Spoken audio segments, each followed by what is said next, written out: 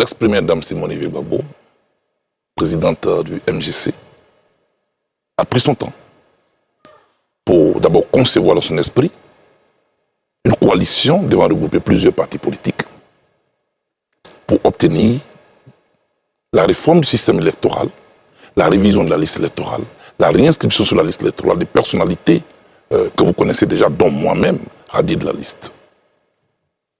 Nous n'avons pas pu obtenir gain de cause.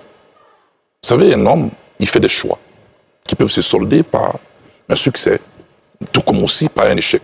Le plus important, c'est d'assumer les conséquences de ces choix. Nous en avons assumé le nôtre. L'objet n'existant plus, parce que la présidentielle est derrière nous, nous avons estimé que nous n'avions plus notre présence là. Ce que nous allons faire maintenant, c'est de nous employer à implanter notre parti, géographiquement aussi, mais aussi dans l'esprit des Ivoiriens. Ce que l'on retient, c'est que c'était une coalition électoraliste. Non. Ou à des fins électoralistes. Non. Pourquoi? C'était une coalition à des fins non électoralistes. Expliquez-nous pourquoi. Vous comprenez bien pourquoi. Parce que le MGC avait déjà désigné Mme Simone Veil Gbagbo comme candidate.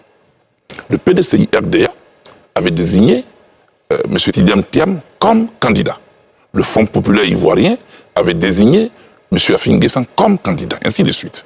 Vous voyez, pour éviter les couacs, de ne pas gêner les formations politiques, il fallait un minimum sur lequel on puisse s'attendre. C'était les revendications que nous portions. En général, avant de quitter une coalition comme vous l'avez fait, on fait le bilan de ce que l'on a fait ensemble depuis la naissance de cette coalition jusqu'à l'élection présidentielle. Est-ce que ce bilan a été fait? En tout cas, moi, je l'ai fait. On ne pouvait pas je veux parler de bilan de façon collégiale. Oui, j'arrive, Ali. On ne pouvait pas le faire de manière collégiale, d'autant plus qu'on n'a pas pu arriver à la ligne d'arrivée ensemble. En cours de route, certains partis politiques sont allés adhérer au Front commun. Il y avait de l'eau dans le gaz depuis un moment. Je ne peux pas m'exprimer ainsi. Moi, je respecte toujours le choix qu'ont les autres. Oui, mais, de chercher la chemin. Mais il faut décrire les choses avec les mots qu'il faut. C'est ce que je suis en train de faire. Je ne le dirai peut-être pas comme vous voulez, mais je vous dirai ce qui s'est passé, selon mes mots. Bien sûr, dites-nous. Alors je dis donc que certains partis politiques ont estimé à un moment donné qu'ils devaient appartenir au Front commun. Ils y sont allés, nous pas. Aujourd'hui, la présidentielle est derrière nous. Moi, j'estime que quand vous ne regardez plus dans la même direction, soyez honnête. Mais c'est ce que moi je vous demande. Oui, c'est ce que je suis en train de vous dire. Quand vous ne regardez plus dans la même direction, soyez honnête. Et puis, séparez-vous calmement, sans bagarre. C'est ce que j'essaie de faire. À un moment donné, le PDCI-RDA est allé au Front commun, sans même nous dire au revoir. Sans même nous dire au revoir. Moi, j'ai estimé que, avec tout le respect que je leur dois, parce que je respecte leur choix. C'est comme si nous sommes assis sur un banc, vous êtes assis sur un bout, moi sur un autre. Vous vous levez sans me dire. Je peux tomber. Et donc, ça encore, ça allait. Si on utilise la même image que vous venez d'utiliser, vous êtes assis sur un banc, vous vous levez du banc de Cap. Est-ce que Simone Gbagbo s'est levée du banc? Elle est informée. Elle est informée? Ah oui, elle a acquiescé? Elle a approuvé votre démarche? Non, ce n'était pas une permission que moi je lui ai demandé. Je l'ai informée de la décision de mon parti. Elle s'est quand même prononcée. Je n'ai pas demandé qu'elle se prononce. Moi, je suis venu l'informer de la décision de mon parti. Elle a son parti, j'ai mon parti. D'accord. Vous voyez ce qu'elle veut dire, avec tout le respect que je lui dois, avec politesse, mais je crois qu'elle était informée, mais elle n'est pas surprise, parce qu'elle me connaît. Elle savait jusque-là que je n'étais plus loin de la porte de sortie. Vous pensez qu'elle va vous emboîter le pas, elle aussi, en sortant de Capsi? Je ne peux pas parler au nom du MGC. Ce que je sais pour le moment, elle est encore dans la phase de la suspension, puisqu'elle a été la première à suspendre sa participation à Cap Côte d'Ivoire pour aller en campagne. Cela nous permettait de respecter les textes de Cap Côte d'Ivoire, puisqu'on n'a pas créé la coalition pour qu'on parte en élection. Voilà, donc elle a son parti politique qui aura le temps de se réunir, faire le bilan de la présidentielle et puis bon, prendre la décision idoine. Mais pour l'instant, ce que les Ivoiriens doivent savoir, c'est que le Congrès panafricain pour la justice et l'égalité des peuples en toute liberté ne fait plus partie de Cap Côte d'Ivoire. Nous avons passé des bons moments. Je salue tous les aînés avec qui on a travaillé. Moi, j'ai beaucoup appris, en bien comme en mal, mais bon, tous les enseignements sont toujours bien dans les coalitions. Et je voulais vraiment leur dire merci ici. Et puis on pourrait certainement, dans la construction de la Côte d'Ivoire, nous retrouver sur d'autres terrains. Alassane Rabo. Bonsoir Monsieur le Président, un plaisir de vous avoir sur ce plateau de la Quotidienne Info. Les objectifs de Cap Côte d'Ivoire, c'était de façon générale obtenir un dialogue politique, des réformes électorales avant la présidentielle. Est-ce que ces objectifs, selon vous, ont été atteints? Et qu'est-ce que vous estimez être votre part de responsabilité dans l'échec, s'il y en a eu un? On n'a pas atteint les objectifs. Est-ce que je dois appeler ça un échec? on n'a pas eu les résultats attendus. Et quand c'est comme ça, on essaie de réorienter les choses. La présidentielle est venue s'inviter dans notre cheminement. Et vous savez que la présidentielle, il faut compter avec elle les tensions, les passions, les agendas personnels. Et quand c'est comme ça, il faut essayer de faire marche arrière pour ne pas abîmer, pour ne pas entacher ce qui pourrait être la suite de vos rapports. J'ai fait ce que je pouvais. Je peux dire que je prends ma part d'échec, mais je n'ai pas pu faire ce que je devais faire. Voilà. Et donc, je présente mes excuses aux Ivoiriens. J'aurais voulu leur donner espoir pour qu'à partir du Cap Côte d'Ivoire, on puisse obtenir un dialogue politique pour éviter ce à quoi on a assisté tout récemment, c'est-à-dire les morts, les blessés, les prisonniers. Moi, j'étais pour celui qui était convaincu qu'à partir du dialogue, on ne pouvait pas répéter ce qu'on a vécu en 2011, en 2020. C'est avec beaucoup d'amertume que j'ai assisté à ce qui s'est passé lors de l'élection de 2025. Et on va y revenir certainement dans le courant de cette émission pour faire le bilan avec vous. Quel regard jetez-vous sur justement la tenue de cette élection présidentielle? On doit marquer une pause tout à l'heure avant d'aller à NCI News présenté par Alassane Drabo dans quelques instants. Mais avant, Alamine qui va faire sa mise en bouche avec le président Charles Blé Goudé. Allez-y. Bonsoir, Président. Par rapport à ce que vous venez de dire, le PDCI est parti sans même nous dire au revoir. Donc pendant la création du CAPCI, vous avez fait un discours où vous dites que ce sont les sons du tam-tam qui renforcent le rang des danseurs. Donc pour dire que c'est parce que la sauce du CAPCI est délicieuse que tout le monde vient, sauf le PPACI, parce que c'était le seul parti de gauche qui n'y était pas. Donc peut-être parce que la sauce du Front commun était délicieuse que le PDCI vous a abandonné pour partir au Front commun. Quelle est votre lecture sur cette question? Et le CAPCI, il ne faut pas oublier la dimension pacifique, coalition pour une alternance pacifique. Donc l'alternance politique a certainement échoué. Mais aujourd'hui, après l'élection présidentielle, c'est 11 morts. Est-ce que vous avez pu aussi assurer ce climat pacifique que vous vouliez? Nous avons mené les démarches pour avoir ce climat pacifique. Et je suis de ceux qui sont allés même jusqu'à demander au RHDP qu'on puisse discuter. On me l'a reproché. Pourquoi pas le gouvernement et le RHDP? J'ai répondu, je vois là devant moi le ministre Seba Congo, ministre, mais en même temps, secrétaire exécutif du RHDP. Je vois là devant moi la ministre d'État Andésiré Oloto et Kandia Kamisuko Kamara. Ce sont les proches collaborateurs du président de la République que je vois là. Je leur dis, pour que votre commission arrive au ciel, je vous recommande de la confier à la fumée. Que ce soit des membres du gouvernement ou des membres du RHDP, je pense que c'est blanc, bonnet, bonnet blanc. Donc, si on discute avec eux, ils pourraient certainement convaincre leur patron, qui est le chef de l'État, pour que ce gouvernement-là puisse nous convoquer pour un dialogue. Ça, c'est ce que moi j'ai voulu. Les premiers contacts ont eu lieu. Après, il y a eu des contestations. Vous savez, moi, je n'aime pas les bruits inutiles. Alors, je ne voulais pas entacher mes rapports avec les uns et les autres. Ils ne veulent pas, on a tenté. Et puis bon, pendant qu'on était en train de se chamailler, la présidentielle est arrivée, chaque parti est allé vers sa base et puis faire sa campagne. Je pense que c'était une tentative. Ça n'a pas été mauvais d'essayer. Ce qui est important, c'est quel enseignement on en tire. Et puis comment on réajuste les choses. Vous savez, obtenir un dialogue, c'est un processus. C'est une posture. C'est une manière d'être. Parce que celui avec qui tu veux discuter, il faut éviter de le braquer. Absolument. Pour lui montrer l'intérêt que vous avez en commun de bâtir une nation, en tirant les leçons de votre histoire récente, dont les plaies ne sont pas encore guéries. Et justement, ces leçons, on va y revenir après NCI News présenté par Alassane Drabo. D'abord, on marque une courte pause. On se retrouve dans quelques instants. Produire l'énergie d'une nation forte. Très heureux de vous retrouver sur le plateau de la Quotidienne Info pour le décryptage de l'actualité nationale, sociopolitique essentiellement, avec comme invité de la Quotidienne Charles Blé Goudé, président du COGEP. À mes côtés pour cet entretien, Alassane Drabo, journaliste, Lamine Fofana, consultant politiste. Charles Blé Goudé, dans la première partie de cette émission, avant d'aller aux news, on a parlé évidemment de votre communiqué adressé ce matin à la conférence des présidents de la coalition Cap Côte d'Ivoire. On va à présent faire le bilan de cette présidentielle. Au cœur de cette présidentielle, vous avez le COGEP, j'entends, avait fait un choix, celui de soutenir la candidate du MGC, l'ex-première dame ivoirienne Simone Yves Gbagbo, qui a été créditée de 2,42% des voix au sorti de ce scrutin. Quel bilan faites-vous de ce résultat de l'ex-première dame, que vous considérez comme une mère pour vous? Au-delà du bilan la concernant, personnellement, il faut faire un bilan global de la présidentielle qui... Non, je voulais commencer par elle et puis arriver sur le bilan global. D'accord, mais tout comme vous, et comme les Ivoiriens, excusez-moi, on constate qu'elle n'a pas été élue. Mais je ne suis pas de ceux qui pensent que ces 2% représentent sa valeur politique en Côte d'Ivoire. Connaissez Simone Gbagbo, il y a eu des zones où il n'y a même pas eu de vote, il y a eu un climat de peur, de tension. Néanmoins, moi, je pense qu'elle a gagné. Elle a gagné quoi?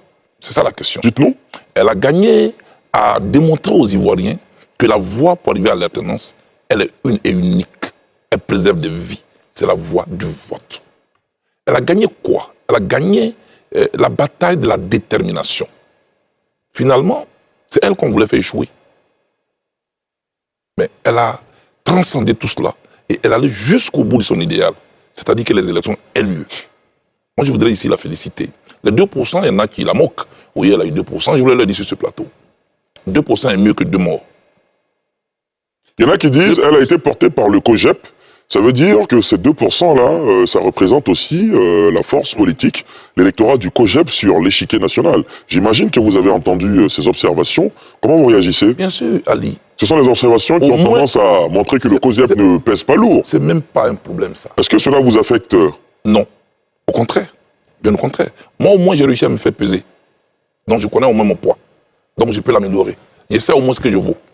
Il faut interroger l'histoire du monde pour comprendre ma démarche. François Mitterrand a été candidat pour la première fois en 1965 en France. C'est en 1981 qu'il a remporté les élections. C'était l'un des meilleurs présidents que la France a connu. J'ai vais aux États-Unis, Abraham Lincoln, l'un des meilleurs présidents, qui a mis fin à la guerre de sécession, 1861-1865. C'est la vérité. Mais Abraham Lincoln a même connu une dépression. Après avoir échoué 2 fois son élection à la Chambre des représentants, 2 fois son élection au Sénat, finalement, en novembre 1860, il est élu président des États-Unis. Une guerre de sécession éclate. Jusqu'aujourd'hui, son nom est écrit en lettres d'or. Tout se fait étape par étape. Il ne faut pas avoir peur d'affronter ses limites. Oui, avec Simone Gbagbo, nous avons eu 2%, dans des conditions que tout le monde connaît. Mais on va se battre pour l'améliorer. Mais notre victoire ici, c'est qu'aujourd'hui, quand on fait la liste de là où le sang a coulé, nous ne serons pas écrits. Aucune goutte de sang n'est écrite contre nous. Voilà notre victoire. Et je voudrais ici la féliciter. Et féliciter tous ceux qui l'ont accompagné dans cette aventure. Justement, parlant de bilan général de cette élection présidentielle, c'est un scrutin qui a quand même été émaillé de violence par endroits. On se souviendra par exemple de cette tentative d'incendie déjouée concernant une installation du site gazier de la société Foxtrot. Ça veut dire que d'un côté, il y avait un peu de violence quand même dans les pratiques de certains. Quel bilan faites-vous, vous, de au sortir de cette présidentielle? Vous avez vu, M. Ali, vous êtes venu m'interroger à La Haye. C'est cela. Je vous ai dit ce que je viendrais faire. Vous vous en souvenez? Absolument. Je viendrais être l'aiguille pour recoudre ce qui a été déchiré. Un prince, avant de se battre, doit dire pourquoi il se bat. Parce que j'ai tiré les leçons de la crise ivoirienne. On n'aurait pu ne même pas enregistrer un seul blessé lors de ces élections. Si nous tous, on avait compris que oui, il y a ce qu'on veut obtenir d'un gouvernement. Si on ne l'obtient pas, il y avait près de 8 millions d'inscrits, 8 500 000 d'inscrits sur la liste électorale. C'est de la Souba. Selon la CEI, je ne veux pas discuter des chiffres, 50% ont voté. Environ 4 millions et quelques. Sur les 4 millions qui ont voté, 3,5 millions ont donné leur voix au président actuel qui a été élu. Faites la soustraction. Si nous nous étions mis ensemble au sein de l'opposition, si on avait pris de la hauteur par rapport à nos problèmes de personnes, on ne serait pas aujourd'hui en train de parler de morts, on serait en train de dire que nous aussi, nous avons peut-être 49% ou 50%, parce que les 5 millions et quelques qui n'ont pas voté. Parce qu'il faut le dire, le président Ouattara, il a battu campagne. Ah oui, il a mobilisé toutes ses troupes. Moi, je voyais même des gens qu'on transportait, parce qu'ils ne pouvaient pas marcher pour aller faire voter. Ça veut dire que le monsieur, il a pris sa campagne au sérieux. Si de l'autre côté, en face de lui, nous aussi, on avait fait bloc, j'ai été radié. Autour d'un candidat? Autour d'un candidat. On pouvait au moins avoir ce gentleman agreement. Et puis donner une feuille de route à celui qui allait être élu en notre nom, mettant de côté les problèmes des personnes.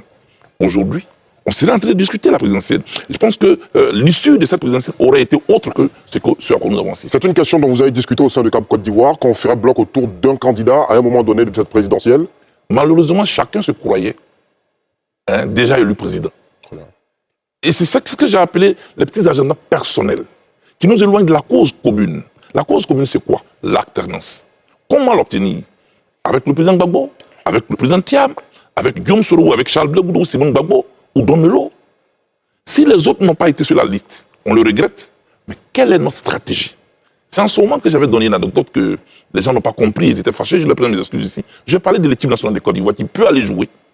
Et Didier Drogba a un carton rouge. On fait quoi? On plie bagage pour revenir à la maison? où on regarde sur le banc de touche pour savoir qui peut le remplacer. Parce que l'essentiel, c'est le trophée. C'est un combat que nous menons collectivement. Telle est ma vision, telle est ma démarche. Ça n'a pas eu lieu, on ne va pas ici faire des procès, mais on va essayer de se réorganiser autrement pour 2030 certainement, mais en passant par les législatives. Moi, je pense que je regrette tous les morts qui ont eu lieu. Je pense qu'il faut faire le bilan. 2000, il y a eu des morts à l'élection du président Gbagbo. 2011, il y a eu des morts à l'élection du président Ouattara. 2020, là, on a même touché le fond en jouant au ballon avec une tête humaine. Est-ce que la Côte d'Ivoire est maudite? Est-ce que la politique est mauvaise? Qu'est-ce qui arrive à notre pays? Ce sont des questions que, en tant que leader d'opinion, on doit se poser, mettant de côté nos ambitions personnelles. Parce que, Ali, in fine, on se bat pour qui? Pour nous ou pour le peuple de Côte d'Ivoire? Comment on se donne des règles communes qu'on doit respecter? Comment on ne méprise pas l'autre? Comment on n'humilie pas l'autre? Quel enseignement tirons-nous de ce que nous avons vécu? Ceux qui sont morts n'étaient même pas candidats pour être députés. Moi, j'étais à Nayo. Des gens que je vois brûler vifs. On a la possibilité de tourner cette page-là pour écrire une nouvelle page de paix en Côte d'Ivoire. C'est à ça que moi, je veux travailler. Tous ceux qui ont été choqués par mes propos, par ma démarche, qui ne comprennent pas, je leur explique ce soir que j'ai une seule démarche. Rassembler les Ivoiriens de nouveau pour qu'on puisse bâtir ce pays dans le respect de nos différences. Tout le monde ne peut pas être RHDP. Tout le monde ne peut pas être PPACI. Tout le monde ne peut pas être MGC ou COGEP. Tout le monde est Ivoirien d'abord. On peut travailler à ça. Tel est le bilan que je fais de cette élection, sans accuser ça et là. J'ai félicité celui qui a gagné, je l'assume. C'est une élégance. C'est ma culture démocratique. Et puis, parce que le jour où moi je serai élu, je veux bien que mon adversaire me félicite. Très bien. Alamine? En parlant de ça aussi, par rapport à votre ambition présidentielle, comme vous le dites, on se bat pour qui? Pour nous ou pour la Côte d'Ivoire? Donc vous avez dit à plusieurs reprises que vous voulez être président de la République de Côte d'Ivoire et que vous voulez diriger ce pays. Dans le même temps, vous dites que vous ne serez jamais candidat à une élection présidentielle où le président Laurent Gbagbo est candidat. Donc la question que je voudrais poser, est-ce que ce n'est pas un peu égoïste d'hypothéquer le bien-être de l'ensemble des Ivoiriens pour une fidélité ambiguë vis-à-vis d'un Laurent Gbagbo qui aujourd'hui ne prononce même plus votre nom? En quoi vous jugez ma fidélité ambiguë par rapport à Laurent Gbagbo? C'est vous qui posez la question, mais on discute, on échange. Bien sûr, bien sûr. En quoi elle est ambiguë, cette fidélité? Oui, parce que le président Laurent Gbagbo aujourd'hui, vous avez dit la dernière fois que ça fait au moins 3 ans, depuis votre retour en Côte d'Ivoire, il ne veut pas vous recevoir, on assiste à des discours interposés, c'est moi qui cuisinais pour lui, le président Laurent Gbagbo dit non, c'est Nadi Bamba qui donnait la popote, c'est un jeune qui cuisinait pour nous lorsqu'il a démissionné, celui que vous savez là a fait l'intérim. Donc on assiste à des discussions interposées où on s'est dit il y a quelqu'un qui affirme une volonté de fidélité et un autre acteur qui ne prononce même plus son nom. Donc oui, c'est vis-à-vis de cet acteur-là que vous ne voulez pas être candidat, s'il est candidat, sachant que vous voulez servir le peuple de Côte d'Ivoire par un programme. D'où la question. Le président Gbagbo a été président à 56 ans. J'en ai 53. Le président Ouattara est... Dans 3 ans, il n'y aura pas de présidentielle. Donc, oui, si vous... J'aurai 58 ans en 2030. Si vous remportez l'élection. Voilà. Non, j'ai dit j'aurai 50 ans. Ah d'accord, très bien. En 2000. En 2030. Donc, en fait, vous dites que vous avez du temps. Moi, j'ai mon temps. Deuxièmement, moi, je suis africain. Sur ce plateau, et Ali Dialassouba est là, je dis que je ne veux pas commenter mes rapports avec le président Gbagbo. Le président Gbagbo, c'est un père pour moi. C'est moi qui l'ai décidé. Ce nom de mon père s'appelle Blégné pour Marcel. Mais je dis que le président Gbagbo est mon père. En Afrique, un père peut se permettre tout ce qu'il veut sur son enfant. Même en plein village, en pleine rue, il peut même vous taper. Mais quand il s'agit... Allez-y. Vous l'assumez. Mais vous n'avez pas le droit, vous, de même élever le ton sur lui. C'est dans cette démarche africaine que je suis. C'est cette éducation que papa m'a donnée. Et donc pour le reste, j'ai juré fidélité au président Gbagbo. J'ai traversé les pires moments de ma vie avec lui. En 2002, quand il a fait face à une rébellion, tout près ici à la place de la République, contre tous les avis de ses collaborateurs, j'ai appelé ici à une manifestation. Vous connaissez la suite. Pourquoi contre les avis? Il ne voulait pas du tout. Je peux le dire sur ce plateau. Qui ne voulait pas? Le ministre FPI était contre le rassemblement auquel j'ai appelé à la place de la République en 2002. Il disait que c'était inopportun. Je me suis entêté. Et c'est mon entêtement en 2002 qui a sauvé la République. Deuxièmement, en 2004, quand les chars français ont encerclé la résidence du chef de l'État, vous étiez peut-être trop jeune, mais vous savez de quoi je parle. On disait qu'il faut que les jeunes rentrent à la maison. Contre cet avis, j'ai appelé les Ivoiriens dans la rue. L'armée française a reculé. Ça, c'est ce que moi j'ai fait. Je vous épargne les détails jusqu'à ce que, parmi tous ces collaborateurs, on l'arrête, on arrête, on nous amène nous deux à la Cour pénale internationale. Monsieur Lamine, c'est ça qui est le combat, c'est ça que moi je compte. Les assiettes, les cuillères de la CPI, c'est pas important. Même quand le bonheur du peuple ivoirien en dépend. Le bonheur du peuple ivoirien, on peut le retarder. C'est ce que je suis en train de faire. J'aurais même été candidat aujourd'hui que je n'ai peut-être pas eu de chance de gagner. La preuve, la candidate que j'ai soutenue n'a pas gagné par rapport aux conditions qui ont été créées. Vous voyez, on a tout le temps. Le plus important, ce n'est pas le fauteuil présidentiel.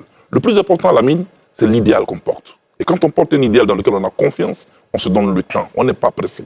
Et moi, je ne suis pas pressé du tout. Parce que j'ai le temps de partager avec les Ivoiriens ma vision. Et puis le temps viendra où, s'ils veulent, ils me confient la gestion de ce pays.